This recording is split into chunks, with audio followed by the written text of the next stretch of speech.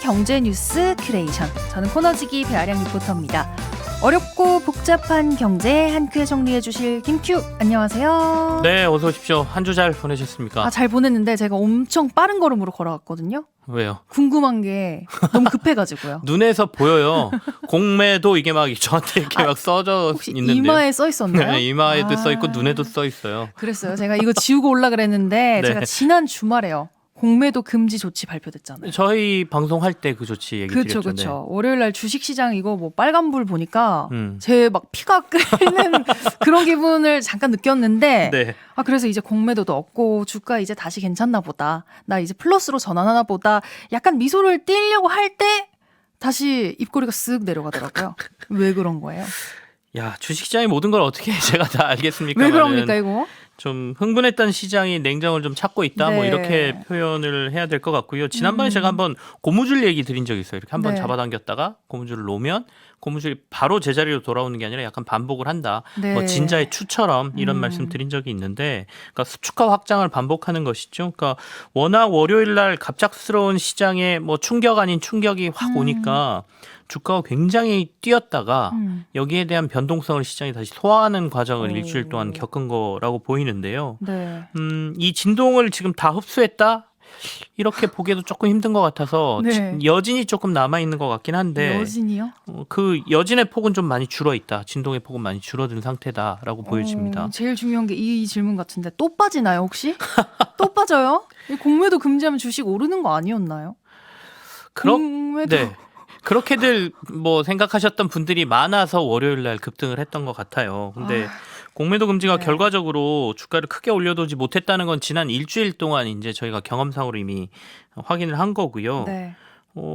첫날 주식시장이 불을 뿜기는 했죠. 그렇죠. 다만 이제 이건 개인 투자자들의 기대감하고 또 시장에서 그날 워낙 주가가 빨리 급하게 오르니까 이 상승장에서 나타나는 공매도 세력들의 이른바 주식 다시 사야 되는 상황, 어려운 말로는 이제 쇼 커버링이라고 얘기를 하거든요. 네. 그러니까 주식을 사서 갚아야 되는데 주가가 많이 올라 버리면 사야 되는 돈이 더 비싸지는 거니까 이들에게는 그게 손실로 다가옵니다. 그러니까 하루 빨리 사가지고 그 손실을 만회하기 위한 행위를 쇼 커버링이라고 보통 얘기를 하는데 네. 주가가 많이 오르니까 이 쇼 커버링도 강화되고 이게 동시에 결합하면서 월요일 날 더 강한 주가 상승이 나왔다라고 보이는데요. 그 다음날 이제 시장이 조금 정신을 차린 거죠. 네. 뒤로 한 발짝 뛰어나와서 심리가 좀 진정된 상태에서 보다 보니까 금요일까지 4거래일 동안 조금씩 그 상승폭을 반납한 상황이고요.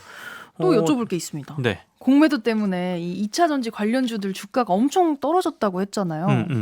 공매도 없어지면은 올라가는 게 맞잖아요. 네. 근데요. 아니, 제가 네라고 대답을 해서 대답을 잘못한 것 같은데. 아니 김큐가 잘못한 네. 거 아닌데 자꾸 제가 말투가 네. 강해지네요. 네, 공격적으로 들어오시네요. 죄송합니다. 네. 아니, 근데 2차 전지주의 하락을 이끈 게 공매도다. 이건 맞는데요. 네. 그럼 공매도가 없어지면 주가가 오르느냐? 이건 아니에요. 그러니까 이걸 저희가 잘 생각해야 되는데 일단 2차 전지주 흐름을 좀 보면 IPO 할 때 그러니까 공모할 때 네. 거의 전 국민의 관심을 받았던 LG 에너지 솔루션이라는 회사가 네네. 있지 않습니까? 이게 지난주 월요일부터 시작해서 주가가 좀 올라서 전주 대비 한 25%까지 주가가 올랐었단 말이죠. 근데 금요일 날 마감할 때 확인해 보니까 전주 대비 2.24% 올랐으니까 딱히 그렇게 많이 오른 건 아니죠. 코스닥 시장에서 지금 시가총액 1위 가장 덩치가 큰 기업이 에코프로비엠이라는 회사입니다. 이 회사도 지난주에 39%까지 올랐다가 금요일 날 마감은 전주 대비 1.3% 상승에 그쳤고요. 그 다음이 이제 에코프로라는 종목이 또 있어요. 이건 네. 한 45%까지 올랐다가 와. 금요일 날 대부분 상승분을 반납하고 그래도 전주 대비 한 8% 오르면서 끝났습니다. 그러니까 대부분 이제 제자리로 돌아왔다고 봐야죠. 그러게요. 제자리라고 표현을 해야 될 것 같은데 앞으로도 이럴 거라고 보시나요? 이제 공매도를 금지하는 거 하나의 조건만으로 주식시장의 방향을 상승으로 바꾸는 건 역부족이라는 말씀을 먼저 드려야 될 것 같고요. 특히 공매도라는 거는 이 공매도를 금지하는 조치는 과매도를 막아야 되는 상황, 그러니까 과도한 주가의 하락을 막는 상황에 보통 이 조치를 내리거든요. 그러니까 실제로 우리나라가 이전에 3차례 정도 공매도 금지 조치를 내렸는데 네. 첫 번째가 2008년 금융위기 때, 그다음에 2011년 유럽 재정위기라는 때, 그다음에 2020년 코로나 팬데믹 때 이렇게 네. 세 차례입니다. 이때는 제가 앞에 말씀드렸지만 다들 주가가 크게 하락할 때예요. 그래서 주가가 막 내리고 투자 심리가 엄청 안 좋은데 여기에 시장 공매도 세력들이 막 주식 빌려가지고 더 팔아버리니까 이러면 시장이 진짜 가치보다 더 밑으로 빠지게 되거든요. 그러니까 네. 이걸 막기 위해서 공매도 금지 조치를 내려놓은 거죠. 그러니까 시장의 악순환을 막기 위한 하나의 조치거든요. 뭐 좀 어려운 말로는 우리나라 증시의 펀더멘털보다 주가가 과도하게 하락했을 때 이런 과한 하락을 막기 위해서 보통은 공매도 금지 조치를 시행한다 이런 얘기가 되겠죠. 어쨌든 공매도는 주가 하락 방지 용도다 이렇게 이해해도 될까요? 그렇죠. 그러니까 상승을 위한 게 아니라 하락을 방지하는 용도다 이렇게 이해하시는 게 맞을 것 같습니다. 그래서 실제로 그러면 이전에 공매도 금지를 내렸을 때는 이후에 주가 상황이 어땠느냐를 살펴보면 네. 2008년 금융위기 당시에 공매도 금지 조치 이후에 한 달 뒤에 코스피 지수가 23%, 코스닥 지수는 30%가 추가 하락했습니다. 그러니까 공매도 금지하면 하락 뭐 막아준다는데 더 빠졌네?라고 생각하실 수도 있지만 공매도 금지 조치가 없었다면 이보다 더 빠졌을 가능성도 그러게요. 있습니다. 그래서 시장 하락을 좀 방지하는 정도. 그래서 석 달 뒤에도 코스피는 22%, 코스닥은 한 25% 정도 빠져 있는 상태였거든요. 다만 2020년 코로나 때는 공매도 금지 조치가 나오고 난 이후에 한 달 뒤에 코스피가 5%, 네. 코스닥이 17% 올랐고요. 석 달 뒤에는 코스피는 23% 그리고 코스닥은 44%가 상승했거든요. 이것만 놓고 보면 공매도 금지 상승하게 만들잖아라고 말씀하실 수 있는데 이때는 약간 특이 상황이 있었습니다. 그러니까 어떤 공매도를 금지해서 과도한 하락을 막아놓은 상태에서 다들 기억하시겠지만 전 세계가 돈 막 찍어가지고 공짜로 그랬죠. 뿌렸죠. 네. 경기 침체되니까 이 돈 쓰세요라고 막 뿌렸지 않습니까? 그러니까 그 돈이 주식시장으로 이른바 유입되는 유동성의 효과가 나타난 거죠.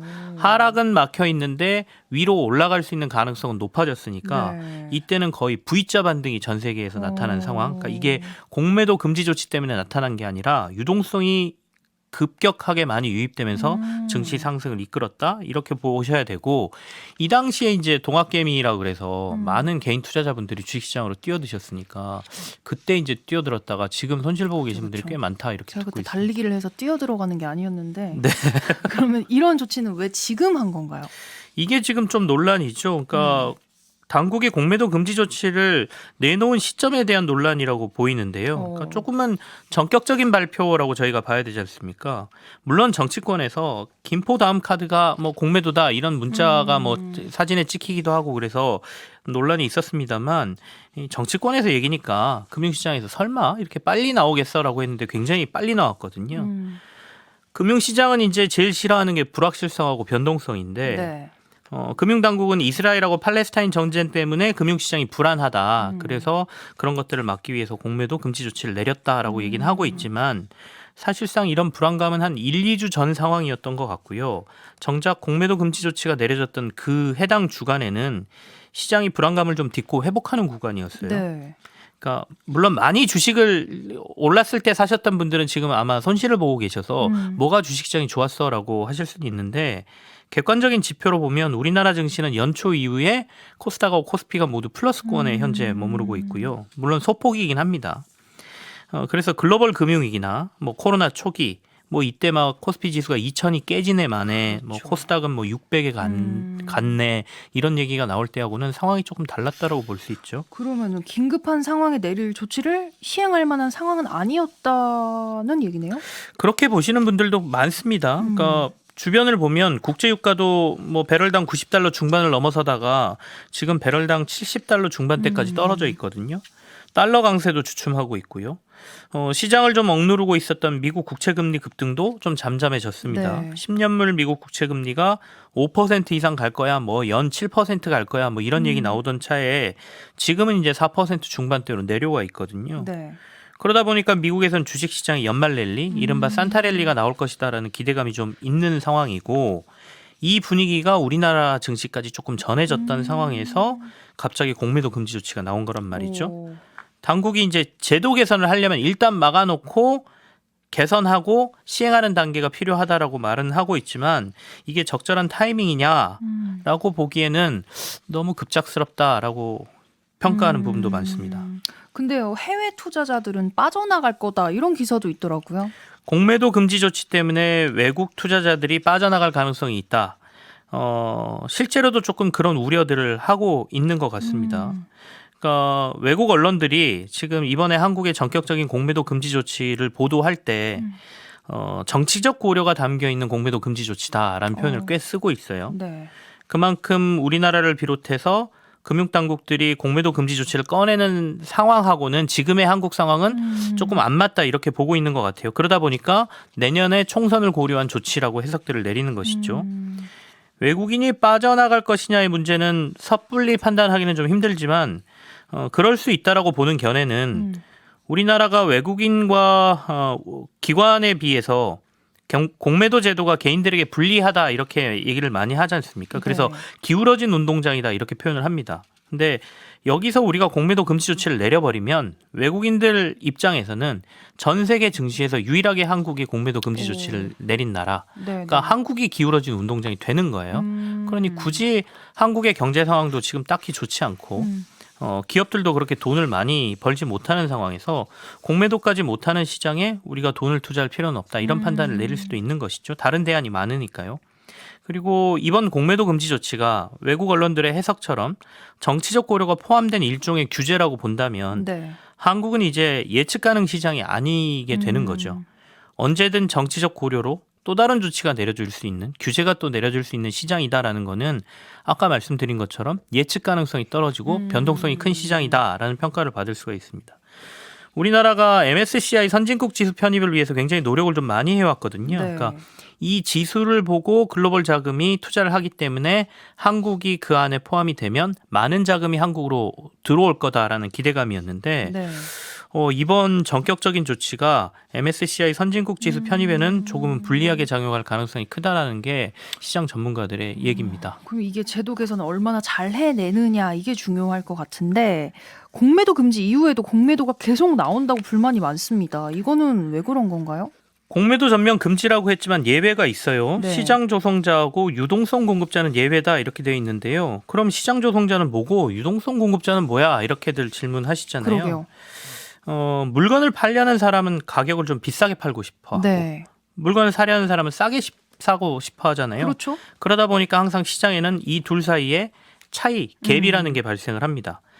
그래서 거래가 잘 안 이루어져요. 거래를 이루어지게 하려면 어떻게 해야 되느냐? 여기에 이제 시장 그 유동성 공급자, 그다음에 시장 조성자라는 게 등장을 하는 거거든요. 그러니까 예를 들면 이런 겁니다.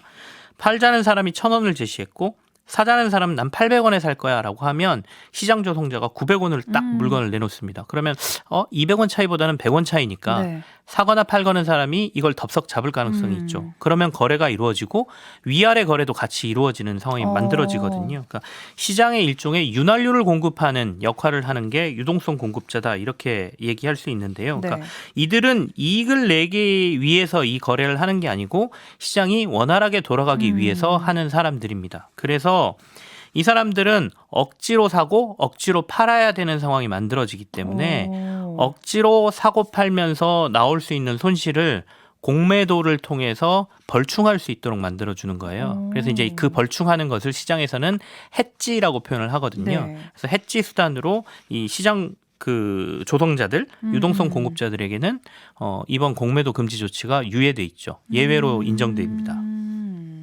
근데 이런 거는 누가 역할을 하는 건지 궁금하고 네. 또 개인 투자자들은 이 사람들마저도 못 믿겠다라고 하는 것 같거든요. 뭐 어차피 공매도 세력과 한통속 아니냐 이런 이야기 같은데요.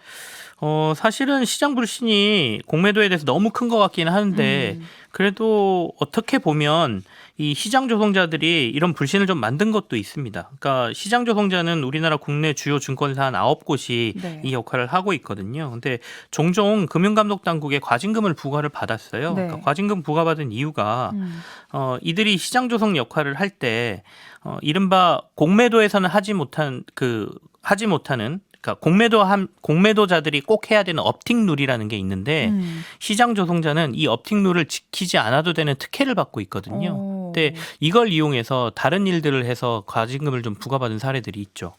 그러면 이것도 금지를 시켜야 되는 건가요? 일단 업팅 룰이라는 게 공매도는 아까 하락을 예상하고 주식을 빌려서 파는 거라고 말씀드렸잖아요. 네. 그렇다 보니까 이 사람들은 계속해서 가격을 낮게 제시해서 주식을 팔고 싶어 하거든요. 근데 그렇게 되면 시장은 추가 하락을 할 수가 있기 때문에 공매도하는 사람은 지금 현재 시장 가격보다 한 단계 위로만 가격을 제시할 수 있도록 만들어 놓은 게 업틱 룰이라고 합니다. 이거는 공매도하는 사람들이 지켜야 되는 제도거든요. 네. 근데 시장 조성자들은 아까 돈 벌기 위해서 하는 게 아니라고 했잖아요. 그러니까 너네들은 시장에 윤활유를 뿌려주는 역할이니까 업틱률 없이 그냥 현재가로 공매도를 해도 돼 이렇게 돼 있거든요. 일종의 특혜를 받고 있는데 이들이 시장 조성하면서 공매도를 하든 뭘 하든 시장에 호가라 그래서 가격을 제시할 때 네. 이걸 제시했다가 뺐다가 제시했다가 뺐다가 이걸 수없이 반복하는 행위들을 너무 많이 해서 도리어 시장을 혼란스럽게 만들었다 그래서 한 1, 2년 전에 400억 원 정도의 과징금을 부과받은 적이 있거든요. 그렇다 보니까 야 이들이 돈을 벌려고 이런 행동을 하는 것 아니야라는 의구심이 있고요. 두 번째는 이제 공매도를 아까 시장 조성은 보통 거래가 잘 안 이루어지는 종목에서 해야 되는데 네. 도리어 크고 많은 데에서 시장 조성을 하고 있기 때문에 그렇다라면 이들이 공매도의 우회 창구로 이용되는 것 아니냐라는 개인들의 의구심의 눈초리가 있습니다. 그렇다 보니까 감독 당국이 이 시장 조성자들의 공매도도 자세히 들여다볼 필요가 있다라고 김주현 금감원장이 지시를 했고요. 아마도 이에 대한 조사 결과도 좀 나올 것으로 보입니다. 네, 알겠습니다. 오늘은 여기서 마무리하도록 하겠습니다. 오늘도 잘 들었습니다. 김큐의 경제뉴스 큐레이션 여기서 마무리할게요. 네, 지금까지 배아량 리포터와 함께했습니다. 고맙습니다. 네, 고맙습니다.